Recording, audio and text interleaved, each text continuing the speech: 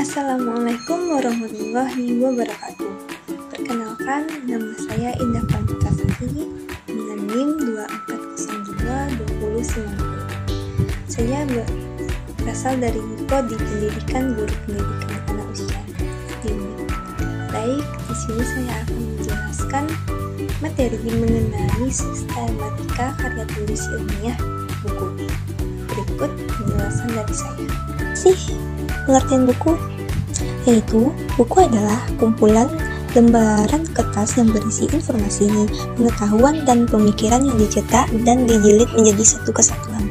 Buku dapat menjadi sumber belajar yang berharga, memberikan wawasan dan inspirasi bagi pembacanya.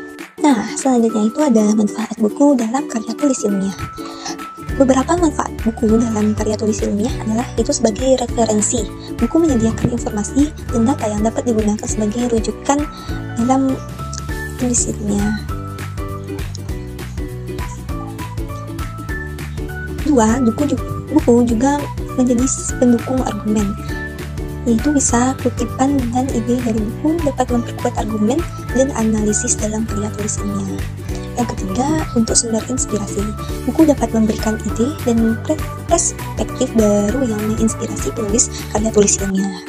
Selanjutnya, ada fungsi buku dalam karya tulis ilmiah. Teman-teman, buku juga memiliki fungsi dalam karya tulis ilmiah. Yang pertama itu sebagai sumber informasi.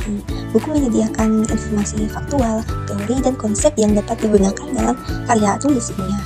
Yang kedua, itu menjadi sebagai pembanding. Buku dapat digunakan untuk membandingkan dan memvalidasi temuan dalam karya tulis ilmiah. Yang ketiga, sebagai pengayaan. Membaca buku itu dapat memperkaya pemahaman dan wawasan penulis karya tulis ilmiah. Yang keempat, sebagai dokumentasi. Buku dapat dijadikan sebagai sumber dokumentasi untuk mendukung karya tulis ilmiah. Baik, di sini juga ada jenis-jenis buku dalam karya tulis ilmiah, yaitu buku referensi, buku yang menyediakan informasi atau data yang dapat digunakan sebagai sumber rujukan atau referensi. Yang kedua itu ada jurnal ilmiah, terbitan berkala yang membuat artikel-artikel hasil penelitian atau kajian ilmiah. Yang ketiga itu proceeding, kumpulan makalah atau presentasi dari suatu konferensi atau seminar ilmiah. Yang terakhir itu ada sistematika karya tulis ilmiah buku. Nah, teman-teman, ya ada beberapa struktur penulisan buku.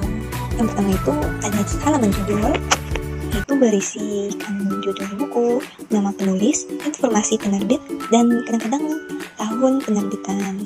Yang kedua ada kata pengantar, yaitu menjelaskan latar belakang penulisan, tujuan buku, serta ucapan terima kasih kepada pihak-pihak yang telah membantu dalam proses penulisan. Yang ketiga ada daftar isi, itu sebagai memudahkan pembaca untuk menemukan bagian-bagian penting dari buku.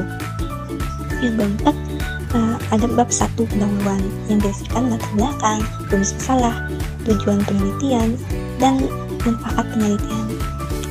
Yang kelima ada bab 2, yaitu tinjauan pustaka. Yang keenam ada bab 3, metodologi penelitian. 7 ada bab 4, yaitu hasil penelitian. Yang ke-8 bab 5, pembahasan. Yang ke-9 bab 6, kesimpulan dan saran, yaitu berisikan ringkasan temuan utama dari penelitian. 10 ada daftar pustaka sebagai daftar sumber semua yang telah dijadikan referensi.